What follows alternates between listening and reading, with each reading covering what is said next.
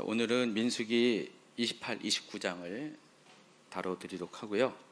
벌써 민수기 강의가 25번째 시간이네요.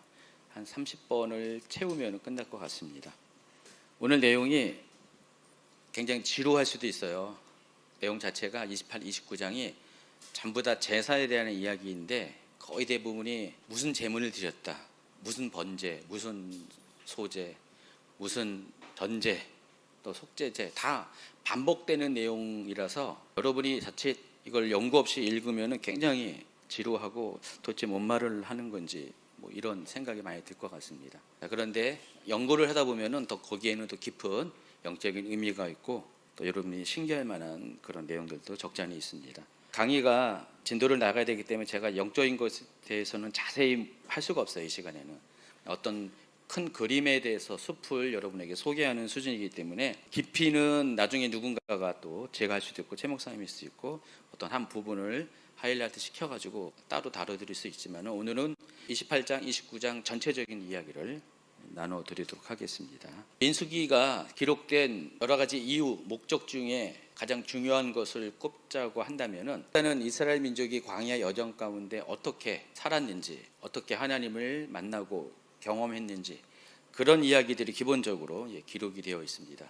그래서 민수기는 신의 광야로부터 시작돼서 모압 평야에 이르기까지 약 39년 정도의 기간 동안에 일어난 사건들을 기록한 겁니다. 이스라엘의 출애굽 시간이 40년인데 40년 전체를 다룬 게 아니라 약 39년 정도 시간을 다룬 겁니다. 또 한 가지는 제가 요즘 강의에서 계속 반복적으로 이 부분을 말씀드리는데 출애굽기와 레위기에서 이미 소개한 율법들이 있습니다. 근데 그것을 일부를 다시 끄집어내셔서 그 부분에 대해서 수정이 필요한 건 또 수정하고 특히 이제 보완이 필요한 내용들을 우리가 뭐라고 표현했죠? 율법을 업데이트했다고 그랬죠. 율법을 업데이트하는 시간들을 이 민수기에서 보내고 있습니다. 그래서 대부분 율법을 업데이트하는 내용들은 38년의 광야 생활을 그 유랑의 시간이 끝난 직후부터 그 율법들의 업데이트 이야기들이 여기 소개가 많이 되고 있습니다. 출애굽과 레위기의 기록 시기 또 배경은 출애굽한 지 1년 전후의 시간까지만 다루는 겁니다. 민수기는 그 이후에 39년의 시간을 다루는 건데 민수기 내용 중에 38년의 시간은 거의 의미가 없는 시간이기 때문에 나머지 뒷부분에 마지막 1년의 시간 동안에 그것을 재해석하는, 보완하는 위와 같은 구조로 되어 있다는 것을 여러분이 아시기 바랍니다. 그래서 출애굽 1년 동안에 하나님께서 대부분의 율법들을 가르쳐 주셨는데 출애굽의 시간이 거의 다 광야 시간이 더 차고 이제 좀 있으면 약속의 땅에 들어가게 되면서 사람들은 38년 전에 하나님께서 가르쳐 주신 율법을 현실적으로 적용하려고 하는 시도를 합니다. 38년 동안은 그게 의미가 없었는데 이제는 약속의 땅에 들어갈 시기가 가까이 왔기 때문에 그것들을 다시금 꺼내서 확인해 보니까 38년 전에는 미처 생각하지 못했던 여러 가지 문제들이 발견이 됩니다. 그래서 사람들은 모세에게 하나님께서 말씀하신 율법이 이런 부분이 있는데 이 율법에서 이런 것들을 놓쳤습니다라는 것들을 모세에게 이야기하면 모세가 하나님께 다시 그 부분을 가지고 나와 묻고 하나님은 그 부분을 다시 보완해주는 그 율법을 업데이트하시는 내용들을 다시금 말씀하십니다. 그런 것들이 계속 지난 강의 중에 한두 번은 계속 이렇게 그런 내용들이 포함되어 있었습니다. 그래서 민수기는 이미 선포된 율법들 중 일부를 다시 소환해서 그것을 보완하려는 목적을 가지고 기록된다는 그 측면을 여러분이 이해하시면은 오늘 다뤄드리는 28장과 28장도 그런 차원에서 생각해 볼 수가 있습니다. 지금 28장부터 29장은 제사제도에 대해서 쭉 소개를 합니다. 처음부터 끝까지 다 제사제도에서 대해서 다루는데 여러분 알고 있는 38년 전에 율법을 처음 이야기할 때 제사와 절기제도에 대해서 집중적으로 다룬 챕터가 있습니다. 이거는 다 기억하셔야 되는데 어디에 있습니까? 여러분 강의 안에 있잖아요.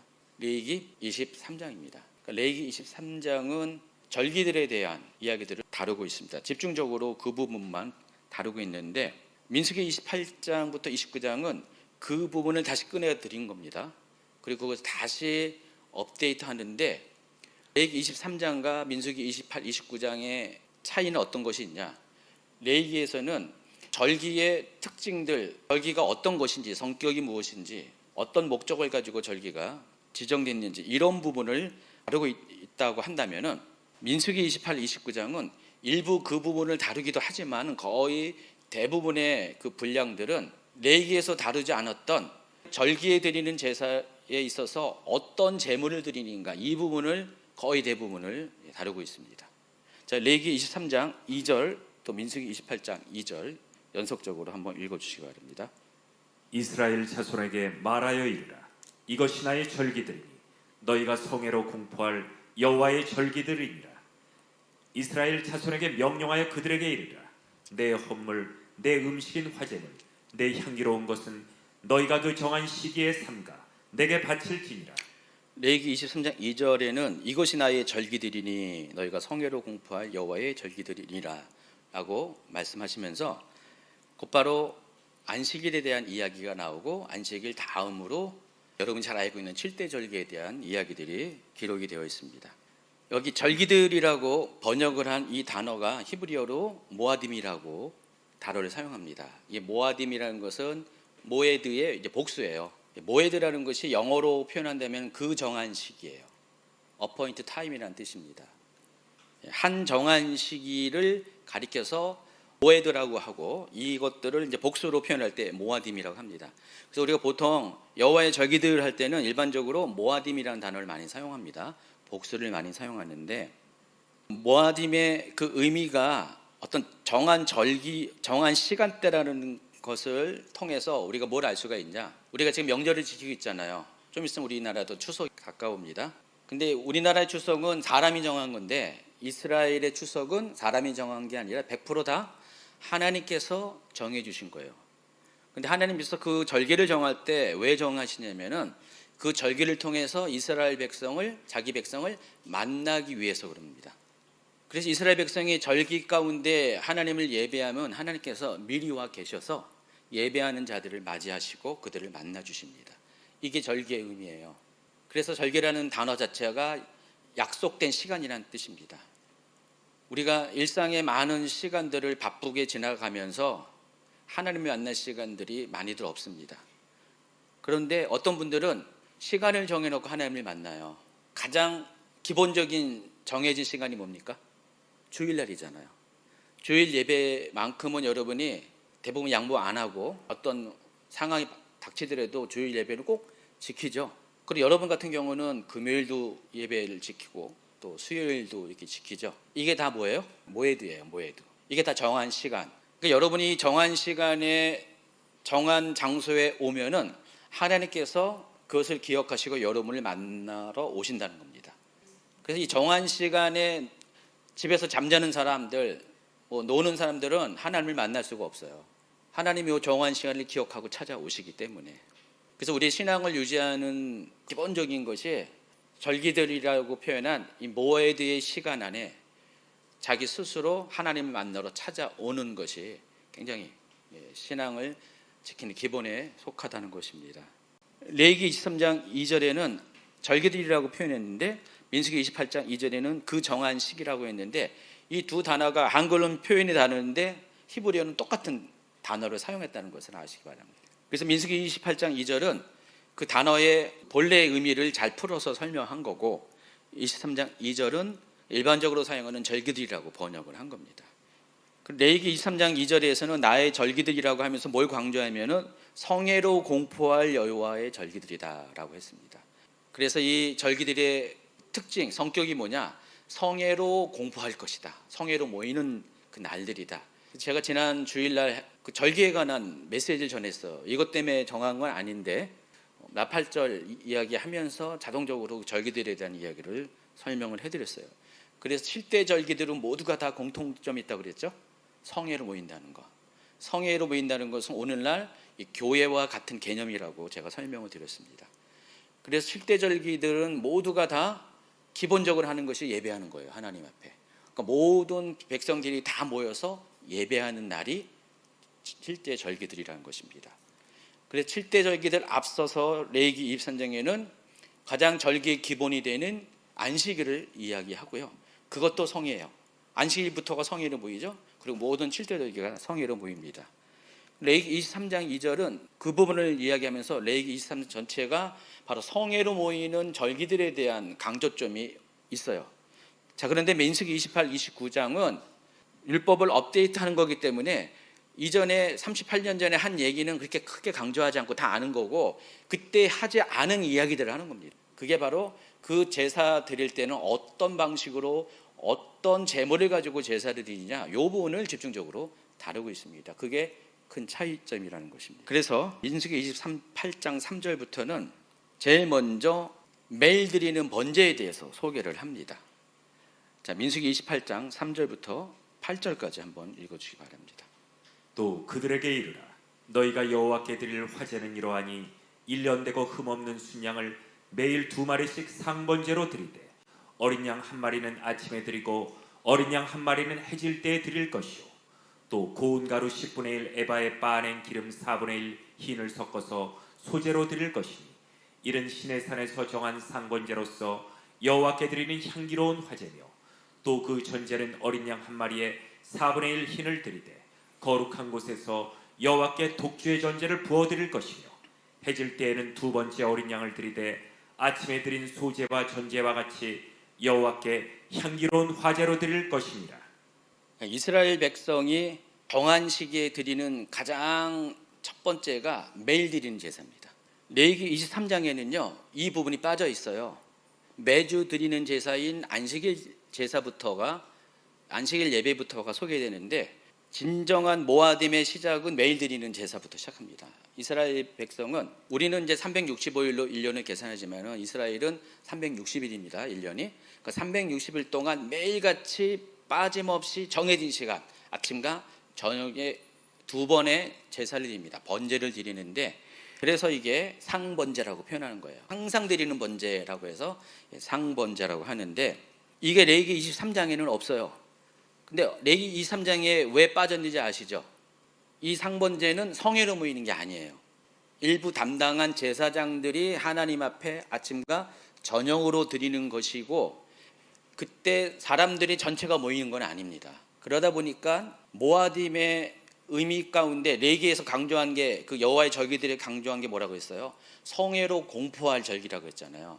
이 기준에 못 미치니까 레위기 23장에서는 요 상번제를 뺀 거예요. 그런데 민수기 28장에는 레위기의 순서대로 이제 쭉 안식일부터 쭉 이제 설명을 합니다. 근데 그 전에 앞에 제일 먼저 이 상번제를 먼저 얘기하는 거예요. 왜냐하면 이것도 모아딤에 해당하니까. 그러니까 레위기의 관점과 약간 다르기 때문에 충분히 설명이 가능한 거예요. 여기에 소개가 가능한 겁니다. 그래서 앞으로 제가 이제 강의 준비를 어떻게 했냐면은 첫 번째가 매일 드리는 제사, 상번제에 대해서 소개하고 두 번째 매주 드리는 제사, 안식일 제사, 그리고 매월 드리는 제사, 월삭 제사, 그리고 7대 절기입니다. 7대 절기는 어떤 특정한 날을 정해서 하는 거죠. 매일, 매주, 매월, 그리고 7대 절기 모두 10가지의 정해진 시기에 드리는 제사들을 28, 29장에 소개를 합니다. 그런데 레위기에서는 상번제가 빠져 있어요. 레위기에서 빠진 그 상번제에 대한 이야기가 어디에 기록됐냐면은 출애굽기 29장에 기록이 되어 있습니다. 그러니까 출애굽기 29장 읽어주세요. 바로 앞에. 네가 제단 위에 드릴 것은 이러하니라. 매년 1년 된 어린 양 2마리니 한 어린 양은 아침에 드리고 한 어린 양은 저녁 때에 드릴지며 한 어린 양의 고운 밀가루 10분의 1 에바와 지은 기름 4분의 1 흰을 더하고 또 전제로 포도주 4분의 1 흰을 더할지며 한 어린 양은 저녁 때에 드리되 아침에 한 것처럼 소제와 전제를 그것과 함께 드려 향기로운 냄새가 되게 하여 여호와께 화제로 삼을지니 이는 너희가 대대로 여호와 앞 회막문에서 늘 드릴 번제라. 내가 거기서 너희와 만나고 내게 말하리라. 큐티와 함께하는 강해가 아직 레위기는 안 했어요. 제가 그러니까 레위기를 안 해가지고 여러분이 잘 모를 수도 있는데 이미 제가 또 기회가 될 때마다 제사의 종류에 대해서 설명을 했는데 그러니까 레위기를 보면서 제사 제도를 설명을 해야 여러분이 확실하게 이해를 하는데 구약 성경에 나오는 제사는 여러 가지 여러분 헷갈리는 그런 표현들이 상당히 많이 있습니다. 뭐 이거는 번제요, 이거는 화제요, 뭐 제사 제자가 들어가는 이게 굉장히 많이 나와 있는데 근데 공식적으로 몇 가지만 알면은 헷갈릴 게 전혀 없어요. 그래서 목적에 따라 드리는 제사 제도의 종류가 5가지가 있다고 그랬고요. 또 드리는 방법에 따라서 4가지가 있다고 그랬죠. 왜 제사를 드리냐에 따라서 5가지의 제사가 있고요. 또 어떤 방식으로 드리냐에 따라서 4가지의 제사 제도가 있습니다. 9가지만 알면은 레위기가 헷갈리지 않습니다. 그리고 여기 이제 민수기도 헷갈리지가 않죠. 그래서 목적에 따른 분류가 첫 번째가 뭐죠? 번제, 두 번째 속죄제, 세 번째 속건제, 네 번째 화목제, 5번째 소제. 이 중에서 소제를 뺀 나머지 4가지는 다 동물제사, 소제는 곡물제사. 이 정도만 알고 있으면 되고, 각가지 설명들은 이미 여러분 어느 정도 알고 있을 거고, 다시 언젠가 다룰 때 더 구체적으로 설명을 해드리겠습니다. 이미 제가 부분적으로 다 설명을 했어요. 그리고 제사 드리는 방법에 따라서 4가지가 있다고 그랬죠. 화제, 불로 완전히 태워드리는 것. 그리고 거제, 거제는 뭐예요? 받들어 올려드리는 것. 그리고 요제, 흔들어 드리는 것. 그리고 전제, 뿌려 드리는 것. 이 정도만 알면은 제사가 헷갈리지 않습니다. 목적에 따른 제사 5가지 제사. 첫 번째 뭐라고요? 번제, 두 번째 속죄제, 세 번째 속건제, 네 번째 화목제, 5번째 소제. 이 중에서 소제를 제외한 나머지 4가지는 다 동물제사, 소제는 곡물로 드리는 제사. 그리고 제사 드리는 방법에 따라서 첫 번째 화제, 두 번째 거제, 두 번째 요제, 세 번째 전제.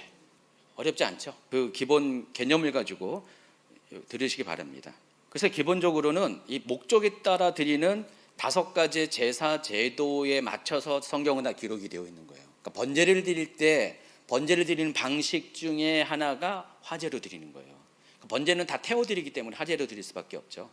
근데 번제를 드릴 때 소제가 같이 딸려오거든요. 딸려오는 제사가 소제예요. 그리고 전제도 딸려와요. 이해하시겠죠? 이제 하다 보면 이런 거구나라는 것을 알게 될 겁니다.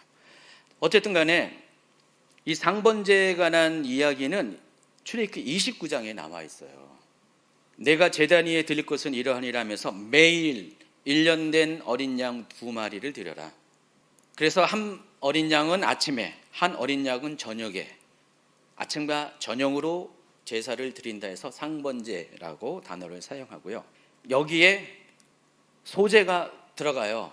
제가 밑줄을 안 쳤는데, 한 어린 양이 2마리가 드리는데 아침에 저녁에 드리는데 어린 양 한 마리당 고운 밀가루 10분의 1 에바, 거기에다가 찌은 기름 4분의 1 흰을 섞어서 드려라. 이게 소제예요. 그리고 전제로 드리는 것은 포도주 4분의 1 흰.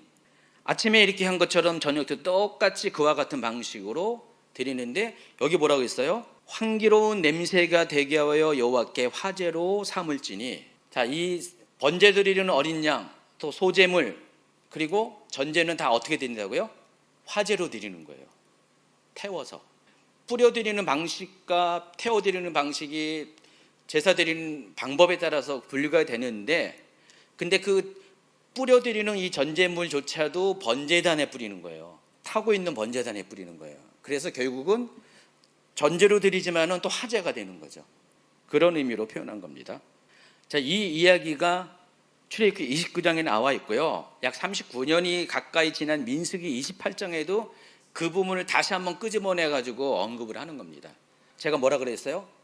업데이트, 보완이라고 그랬죠. 그러면 출애굽기 29장에 이미 충분히 설명한 것 같지만 거기에 다 설명되지 않은 보완된 내용들이 민수기 28장에 여기 기록이 되어 있다는 겁니다. 여러분이 그걸 찾아야 되죠. 그래서 제가 표를 만들었습니다. 아주 여러분 이해하기 쉽게 표를 만들었습니다. 그래서 메인 제사, 서브 제사, 부가적인 제사 이렇게 제가 구분을 한 거예요. 메인 제사로 상번제 때 드리는 것은 번제만 드립니다. 제물의 종류는 흠없는 1년 된 순양, 보통 이것을 어린 양이라고 부릅니다. 수량은 2마리, 그래서 아침에 1마리, 저녁에 1마리. 여기서 같이 딸려서 서브 제사가 소제로 고운 밀가루 10분의 1 에바라고 했습니다. 이 에바라는 것은 그 고체의 단위를 말하는 건데 1 에바가 22리터 정도 돼요. 에바가 바구니라는 뜻을 갖고 있어요. 한 바구니에 담을 수 있는 밀가루의 양이 22리터라는 겁니다. 그거의 10분의 1. 그러니까 2.2리터. 2.2리터 정도면은 이경성 원사님 어느 정도 되나요? 밀가루 2.2리터. 여러분이 사 먹는 일반적으로 많이 사 먹는 서울우유 큰 통 플라스틱 그 정도. 그 정도가 2.2리터. 10분의 1 에바입니다. 그거를 올리브 기름 여기 흰이라고 했는데 1흰이 3.7리터 정도 된대. 3.6 정도 된대요. 3.6에서 3.7 정도. 그거의 4분의 1이니까 0.9리터. 이것을 밀가루하고 올리브 기름을 섞어서 어린 양 한 마리를 번제드릴 때 번제되는 불로 같이 태워준다는 거예요. 그런데 출애굽기에는 포도주 4분의 1 흰을 전제로 드리라고 했는데 민수기에는 뭐라고 드렸습니까? 독주를 드리라고 했어요. 독주. 독한 술. 출애굽기에는 포도주를 전제로 드리라고 했고 여기서는 독주를 전제로 드리라고 했습니다. 그러니까 이 차이가 있어요. 그래서 처음에 소개한 율법과 업데이트된 율법이 큰 차이는 없고 단지 이 차이밖에 없습니다. 근데 왜 독한 술을 드리라고 했는지 정확하게 모르는데 이 독한 술로 번역한 히브리어 이 쉐카르라는 단어가 무알코올성 음료와 구분하기 위한 용어예요. 독주라고 번역을 했지만은 실은 곡물로 만든 곡주로 해석해도 된대요. 포도주는 뭐로 만들었죠? 과일주고 이거는 곡식주라는 겁니다. 곡물로 만든 술을 가리킵니다. 그래서 38년 전에는 과일로 만든 술만 전제로 드리라고 했는데 38년 후에는 다른 곡물로 만든 술도 전제로 드릴 수 있다. 이것을 추가했다는 것을 아시기 바랍니다. 이 부분을 설명하면서 28장 6절에 보니까 이는 시내산에서 정한 상번제라고 그랬잖아요. 시내산에서 정한 상번제 때는 포도주를 전제물로 드렸다면은 모압 평야에서 말씀하시는 전제물은 독한 술로 드려도 된다. 지금 그 차이가 있습니다.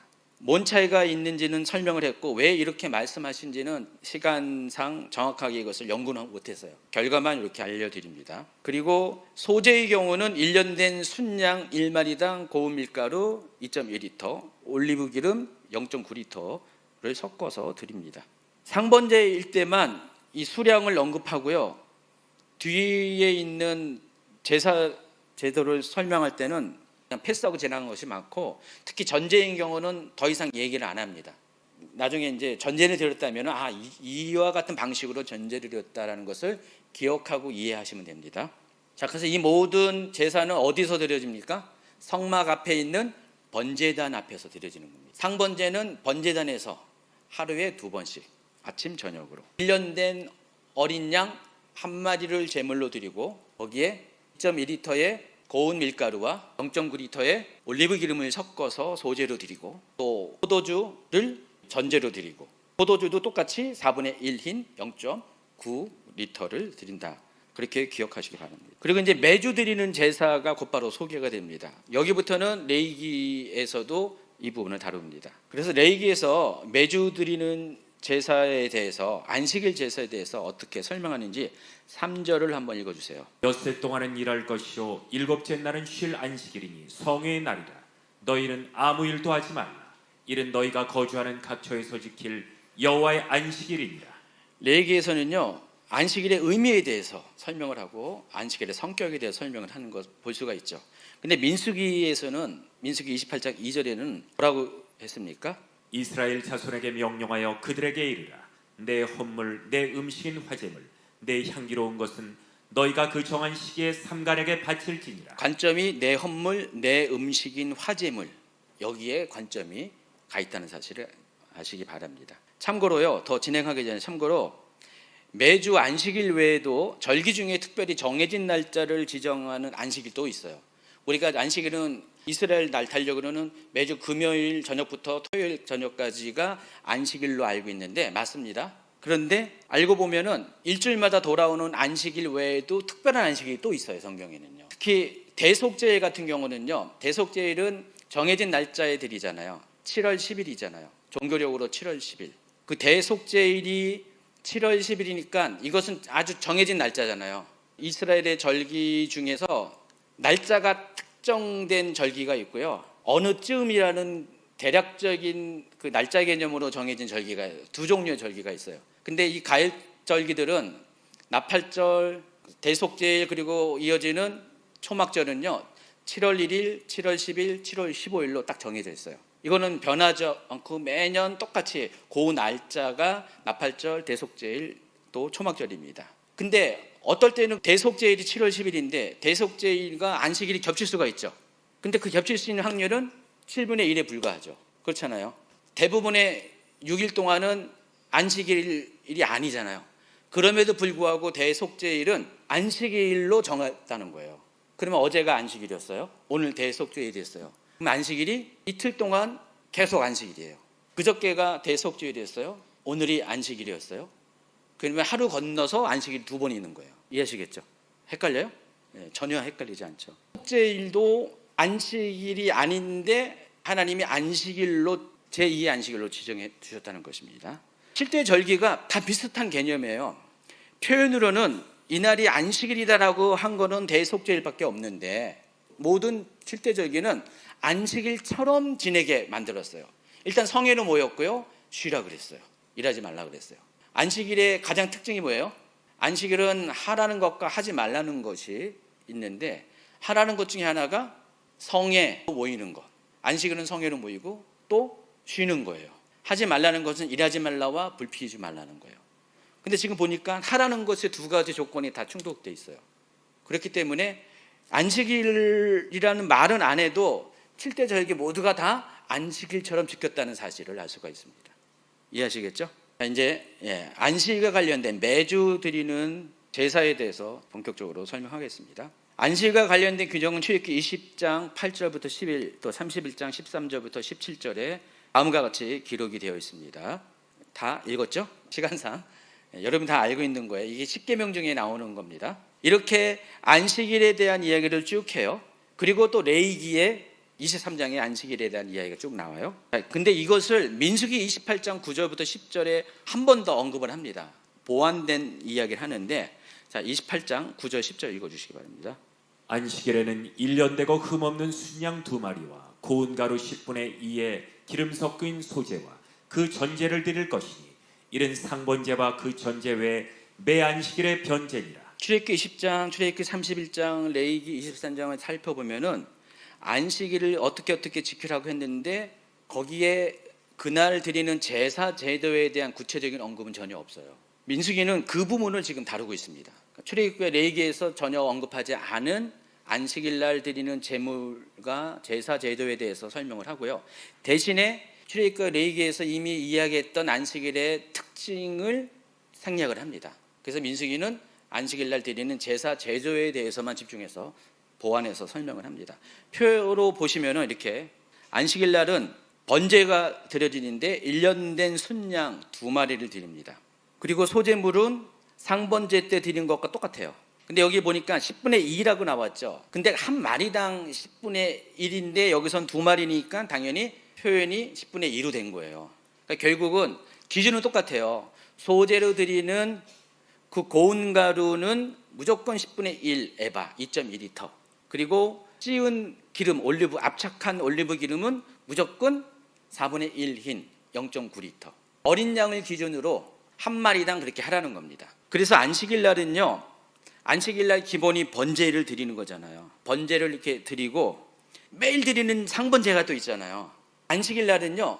모두 몇 번의 제사가 드려집니까? 세 타임에 거쳐서 제사가 드리는 거예요. 상번제 첫 번째 아침 제사 그리고 저녁 제사 그 중간에 뭐가 있어요? 안식일 제사.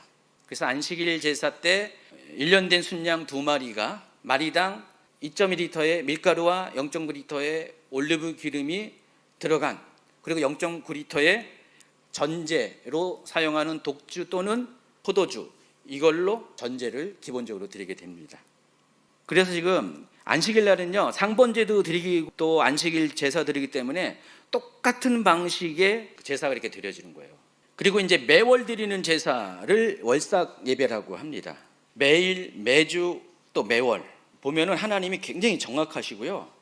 제가 이걸 보면서 우리는 이렇게 왜 제사가 많냐 뭐 매일 하루에 2번씩 드리고 또 매주 드리고 매월 드리고 거기에다가 7대 절기마다 또 드리고 무슨 이게 우리를 속박하냐라고 했는데 이 모아딤의 개념이 뭐라고 했어요? 모에드가 unappointed time이라고 했어요. 하나님이 우리를 만나러 오는 시간이에요. 하나님께서 우리를 그토록 만나기 원하신다. 그럼 사랑하면 어떻게 해요? 자주 만나기 원하잖아요. 근데 또 그 사람이 또 바쁘고 생활도 고려해서 정해진 시간을, 하나님은 딱 기본적으로 정해진 시간을 찾아서 오시는 거예요. 우리가 먼저 기다려야 되는데 하나님이 먼저 와서 기다리고 계세요. 여러분 예배는 그런 거예요. 하나님이 먼저 와서 기다립니다. 그 하나님이 여기 예배가 시작하기 한 몇 시간 전부터 계셨다가 하나님 임재가 있다가 누가 오는지 저기 은미가 오네. 아이고 오늘은 옷을 저렇게 입었네. 살이 한 100g 빠졌네. 뭐 하나님이 그러신다는 거예요. 살 얘기하지 말라고요? 네, 알겠습니다. 살살 할게요. 또 우리 저기 조정현 집사님, 재경이가 오네 하면서 하나님 언어예요. 오늘은 얼굴이 참 좋아졌네. 그렇게 보고 계시는 거예요. 여름이 올 때마다 여러분 그 동영상을 딱 찍고 그냥 빠른 속도로 사람들이 들어오는 장면 이렇게 영상 압축하면 영상 그런 거 보실 때 보면은 여기 카메라는 고정시켜놓고 사람들이 막 이렇게 자리 채워지는 그 모습 기억하시죠? 하나님이 지금 그걸 보고 계신다는 거예요. 하나님은 매일같이 아침 저녁으로 또 매주 매월 그리고 7대 절기에 맞춰서 명절에 맞춰서 사람들이 성회로 하나님께로 나오는 것 3번째 빼고요.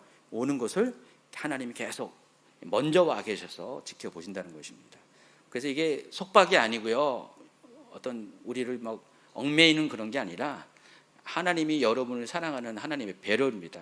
하나님 여러분 너무 보고 싶어서 정해 주신, 사람이 정한 게 아니라 하나님이 정한 거잖아요. 이렇게 하라고. 자, 월상 예배에 대해서는 처음 월상 예배가 언급된 게 민수기 10장 10절이에요. 출애굽기나 레위기도 아니고 민수기 10장 10절. 한번 읽어 주시기 바랍니다. 또 너희의 희락의 날과 너희가 정한 절기와 초하루에는 번제물을 드리고 화목제물을 드리며 나팔을 불라. 그로 말미암아 너희의 하나님이 너희를 기억하시리라. 나는 너희의 하나님 여호와니라. 자, 민수기는 율법을 업데이트했다 그랬는데 아니 10장 10절에 처음 이야기를 하고 또 오늘 민수기 28장에 또 얘기하면 언제 업데이트를 했나라는 의미를 드는데, 민수기는 10장 10절까지가 시내 광야에서 있었던 일을 기록한 거고요.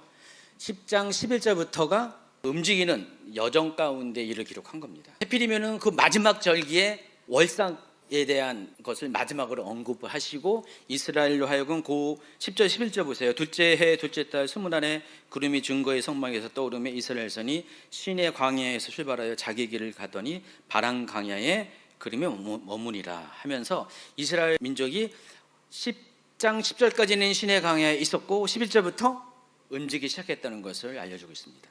그래서 이 10장 10절에 나와 있는 월상 예배에 대한 규례는 이전 오리지널 율법이라는 것을 여러분이 아시기 바랍니다. 그리고 거의 39년 가까운 세월이 흐른 뒤에 그것을 보완하는 업데이트된 율법이 민수기 28장 11절부터 15절까지 월상 예배에 대한 규정이 다음과 같이 소개됩니다. 한번 읽어주시기 바랍니다.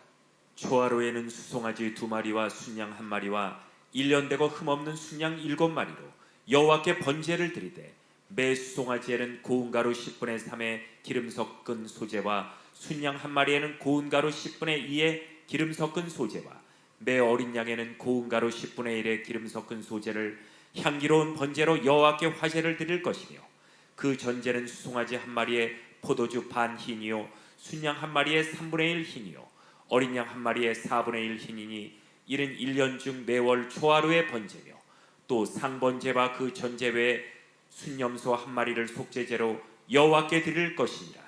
안식일 예배까지는 아주 심플했는데 이제 월상 예배부터 복잡해지기 시작합니다. 제물의 종류가 다양하게 여러 가지가 등장합니다. 상번제와 안식일 예배는 제물의 종류가 하나밖에 없잖아요. 1년 된 순양이었어요.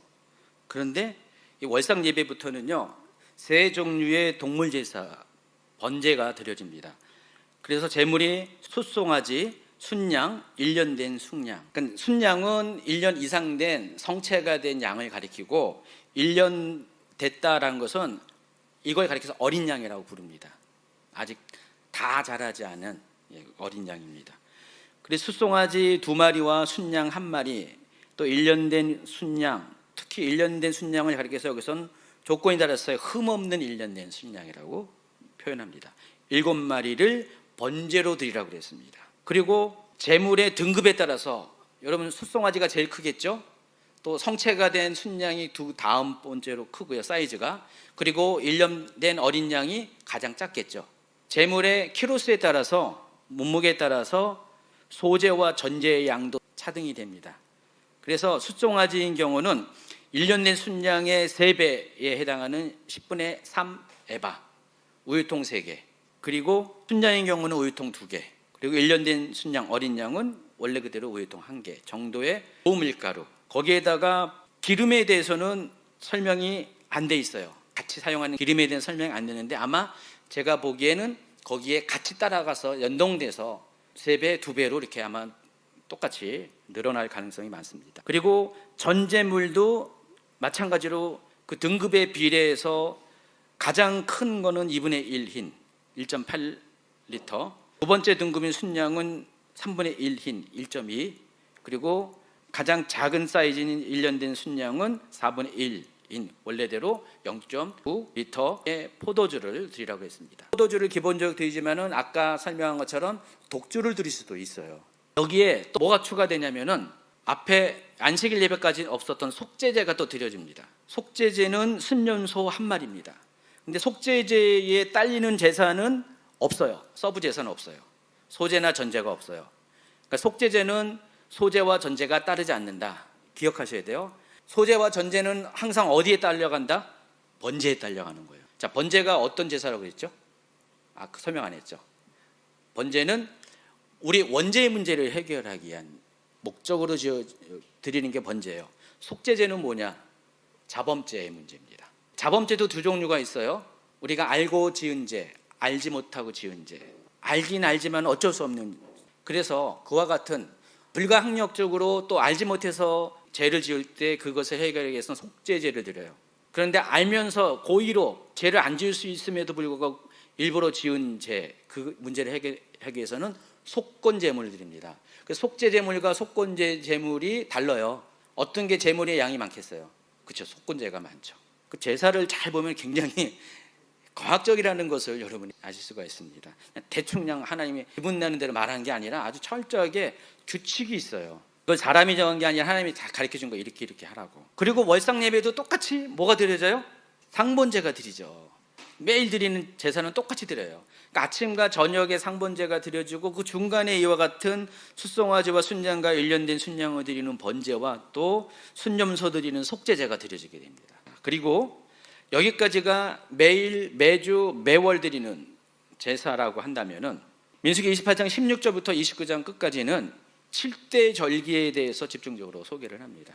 첫 번째 소개하는 것이 유월절에 드리는 제사입니다. 첫째 달 14째 날은 여호와를 위하여 지킬 유월절이며 또 그 달 15째 날부터는 명절이니 이래 동안 무교봉을 먹을 것이며 그 첫날에는 성회로 모일 것이요 아무 일도 하지 말 것이며. 여기 요 세 구절을 보면은 6월절이 언제죠?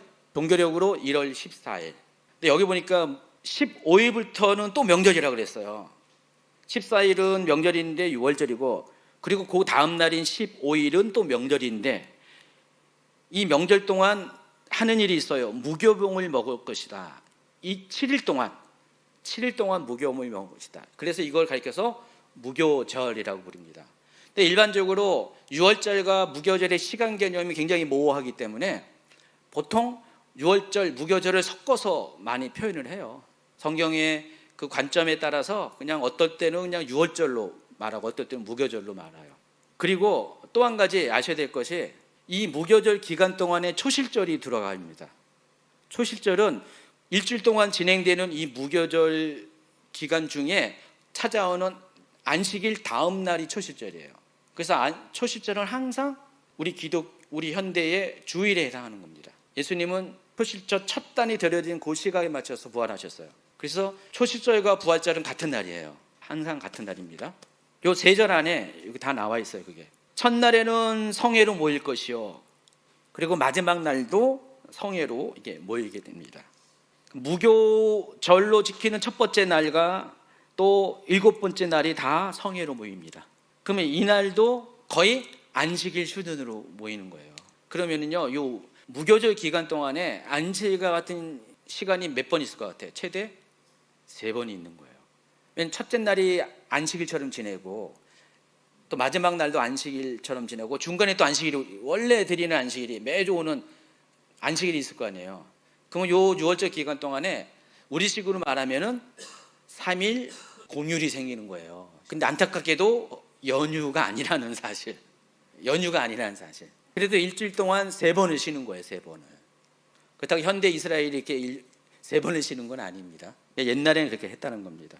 그런데 이제 유교절과 무교절과 초실절이 이렇게 같이 오기 때문에 제사와 관련돼서는 6월절, 무교절, 초실절 제사가 따로따로 구분된 게 아니라서 지금 민수기 28장에는요 한 번에 다 몰아서 설명합니다. 또 공교롭게도 6월절, 무교절, 초실절이 전부 다 뭐예요? 봄절기 제사잖아요. 그래서 요 단락은 봄절기 제사에 관한 것이라고도 봐도 돼요. 그러니까 봄절기 제사 때는 6월부터 시작해서 무교절 끝나니 봄절기 제사 때는 이와 같은 방식으로 제물을 드려라, 제사를 드려라 해서 28장 19절부터 쭉 나옵니다. 읽어주세요. 수송아지 2마리와 순양 1마리와 1년 된 순양 7마리를 다 흠없는 것으로 여호와께 화제를 드려 번제가 되게 할 것이며 그 소재로는 고운 가루에 기름을 섞어서 쓰되 수송아지 1마리에는 10분의 3이요 순양 1마리에는 10분의 2를 드리고 어린 양 7에는 어린 양 1마리마다 10분의 1을 드릴 것이며 또 너희를 속죄하기 위하여 순염소 1마리로 속죄제를 드리되 아침에 번제 곧 상번제 외에 그것들을 드릴 것이니라. 너희는 이 순서대로 이레 동안 매일 여호와께 향기로운 화제 음식을 드리되 상번제와 그 전제 외에 드릴 것이며 7째 날에는 성회로 모일 것이며 아무 일도 하지 말 것이니라. 여기 보니까 아침에 드리는 번제 드리고 그다음에 숫송아지 2마리, 순양 1마리, 1년 된 순양 7마리로 드리는 번제를 2번째로 드리고 또 거기에 따르는 소제를 드리고 또 그 다음에는 전제를 드리고 그리고 순염소 1마리로 속죄제를 드리고 또 저녁 제사 마지막 이런 순서로 드리라는 거예요. 일주일 내내 무교절 기간 내내 이와 같이 제사를 매일같이 이와 같은 똑같은 제사를 이렇게 드리라는 것입니다. 그런데 내용을 보면은 월삭 때 드리는 숫송아지 순양 1년 된 순양과 속죄제로 드리는 순염소 상번제로 드리는 것과 무교절 기간 동안에 드리는 내용이 똑같죠. 숫자도 똑같고 개수도 다 똑같죠. 수량도 똑같죠. 딸려가는. 근데 뭐가 차이가 있습니까? 월삭 예배 때는요 1년 된 순양만 흠없는 것으로 드리라고 했고 무교절 기간 동안에는 모든 것이 다 흠없는 거예요. 제가 대충 이유가 뭔지 암은 잡히는데 연구를 다 안 해서 결과를 다 얘기 안 할 거예요. 제가 요즘 몇 가지를 추측을 했더니 제가 뒤에 나중에 강의 끝난 다음에 발견된 그게 아닌데는 몇 가지 나왔거든요. 웬만하면 이제 추측을 안 하려고. 나중에 말을 했는데 이거 아니네라는 게 몇 가지 발견돼서 최근에. 그래서 겸손해지려고 이제 추측을 좀 안 하려고 합니다.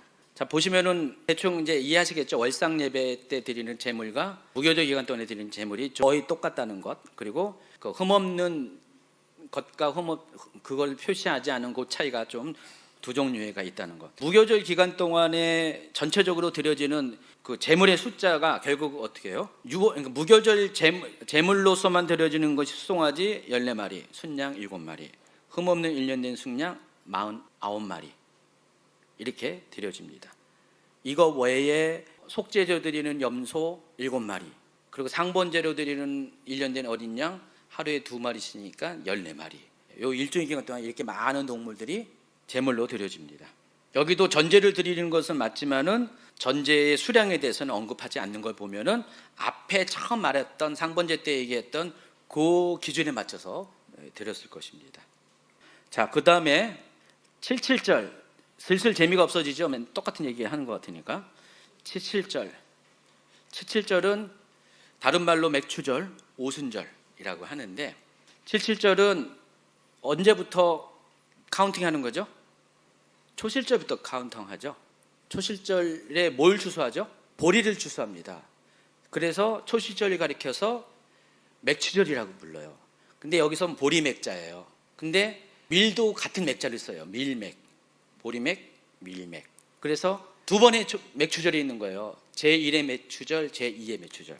그러니까 제1의 맥추절이 봄절기에 오는 초실절이고 제2의 맥추절이 오순절, 칠칠절로 부르는 여름절기의 맥추절입니다. 첫 번째 맥추절은 보리추수, 두 번째 맥추절은 밀추수.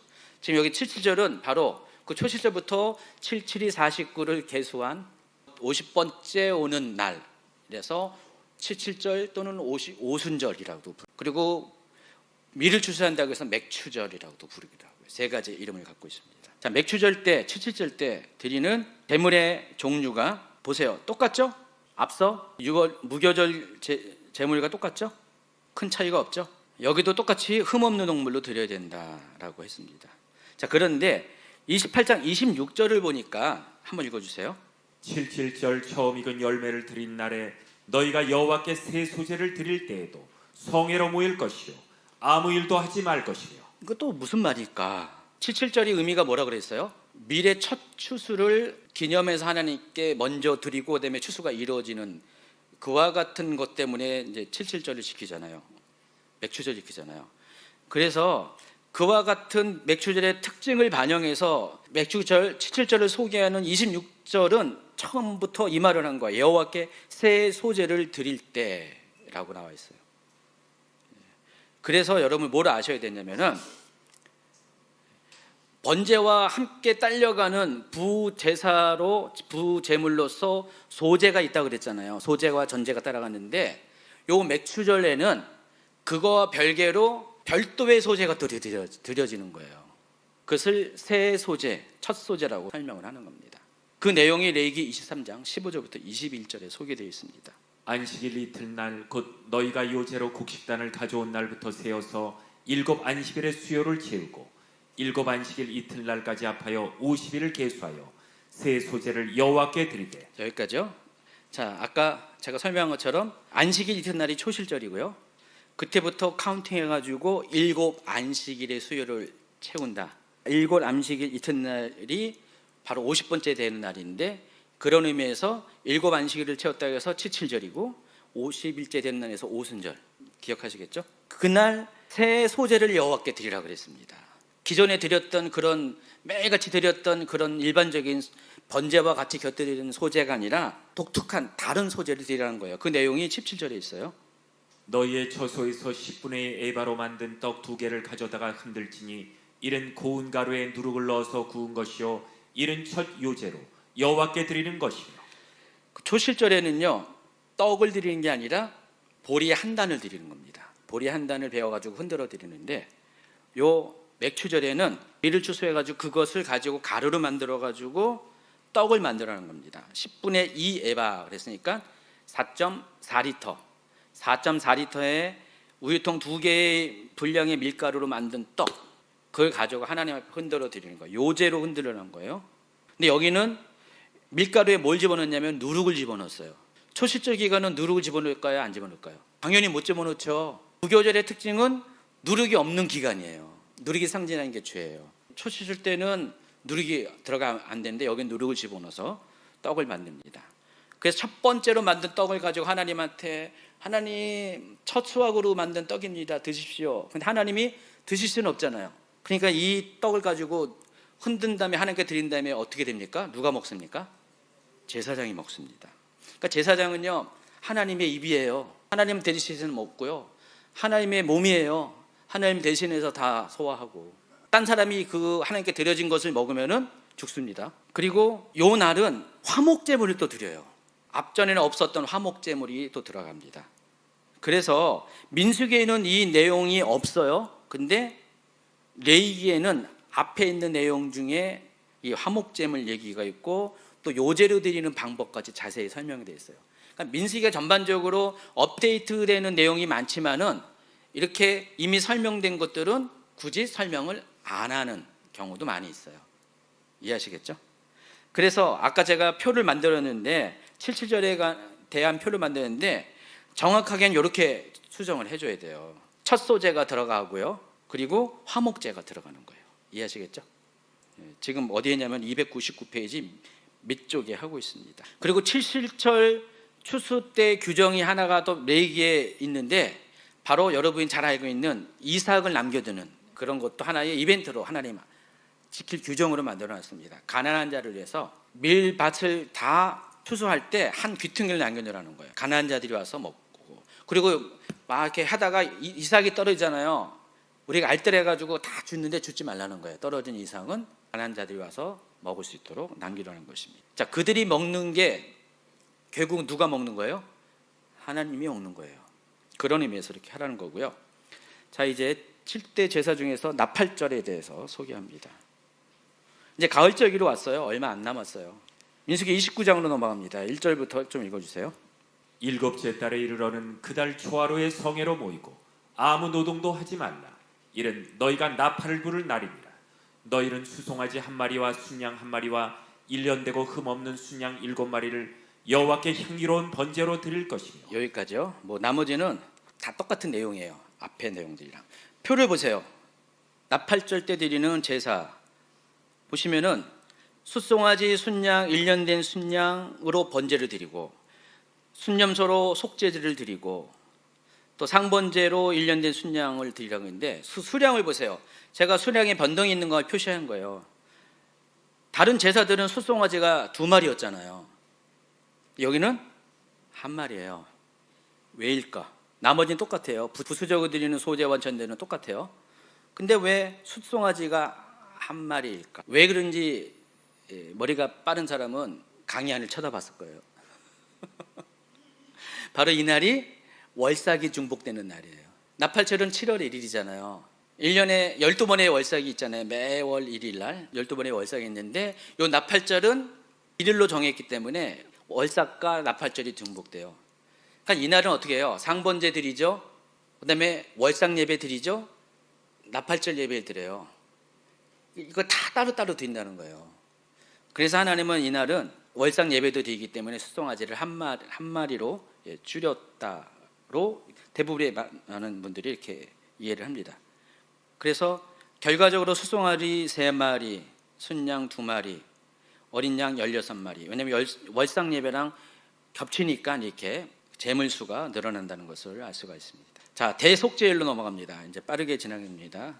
민수기 29장 7절 일곱째 달 여름날에는 너희가 성회를 모일 것이요 너희 심령을 괴롭게 하며 아무 일도 하지 말 것이니라.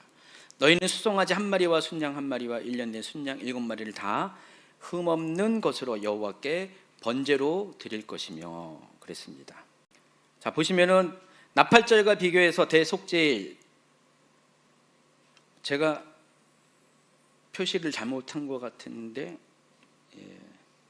여기 대속죄일도 숫송아지가 1마리로 나와 있네요.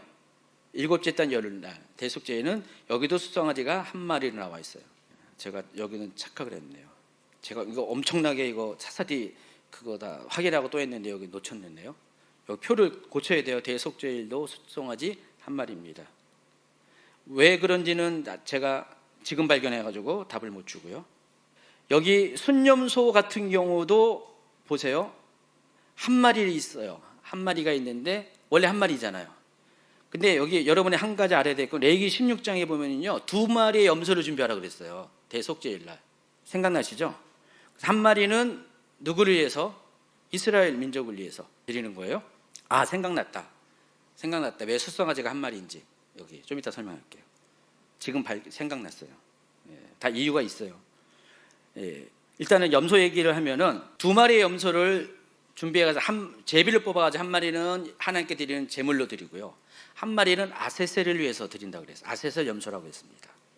아세셀에 대해서 설명을 하면 또 시간 기니까 그냥 여러분 알고 있는 수준에서 이해하고요. 이 아세셀 염소는 어떻게 해요? 희생제물로 드리지 않습니다. 어떻게 하죠? 광야로 보내요. 보통 사람들의 죄를 짊어지고 가는 염소다. 어떤 분들은 이걸 가지고 이렇게 예수 그리스도를 상징한다. 이런 여러 가지인데 다 얘기가 다 달라요. 근데 하여간 이 염소는 하나님께 드려진 염소가 아니에요. 대속죄일은 2마리의 염소를 선택하는데 그 중에서 실제로 하나님께 드려지는 염소는 1마리예요. 희생제물로 드리는 거. 그래서 1마리예요. 이해하시겠죠? 근데 이 대속죄일 날 대제사장을 위해서 숫송아지가 또 드려져요. 아론의 가문을 위해서 숫송아지가 드리는데 그거를 제가 빼먹었네요. 그걸 합치면은 결국은 본래 대속죄일날 이스라엘 민족을 위해 드리는 숫송아지 한 마리에다가 또 아론 가문을 위해 드리는 숫송아지 한 마리가 합쳐지면은 결국은 기존의 다른 제사 때 드리는 2마리의 분량이 되는 거예요. 이해하시겠죠? 그리고 마지막으로 초막절 제사, 얼마 안 남았습니다. 자, 모든 절기의 마지막인 초막절은 모두 8일 동안 지켜집니다. 재밌어요. 7대 절기의 시작인 유월절과 무교절이 이제 같이 한 몸이니까 그때 8일 동안 유월절부터 시작해가지고 14일부터 유월절 시작하고 15일부터 일주일 동안 무교절이 전체적으로 8일이죠. 근데 마지막 절기인 초막절도 8일입니다. 재밌네요. 처음과 끝이 다 8일로 시작하고 마무리됩니다. 그래서 29장 12절 보면은요, 정말 아주 지루하게 첫째 날, 둘째 날, 넷째, 셋째, 넷째 해가지고요, 8째 날까지 그때 무슨 제물이 들어있는가를 아주 그냥 똑같이 열거합니다. 성경을 읽다 보면 이렇게 반복적으로 똑같은 내용을 할 때가 있어요. 근데 하나님이 여러분 지루하게끔 열받으라고 한 건 아니에요.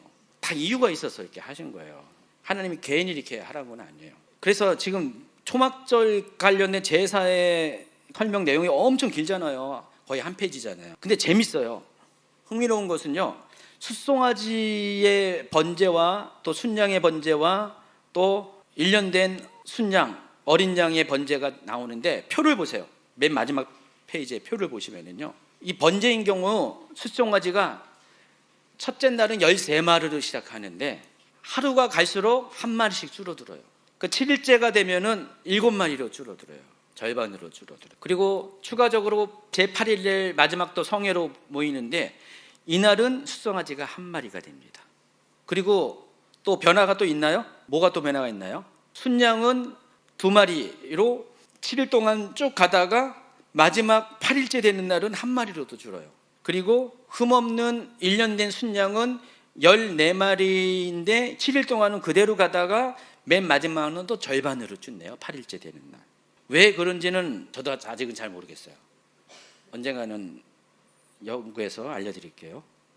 자, 이런 식으로 해서 이 초막절 때 드리는 제물의 종류를 합산을 하면은 엄청나게 많은 양의 제물이 드려진다는 사실을 알 수가 있습니다.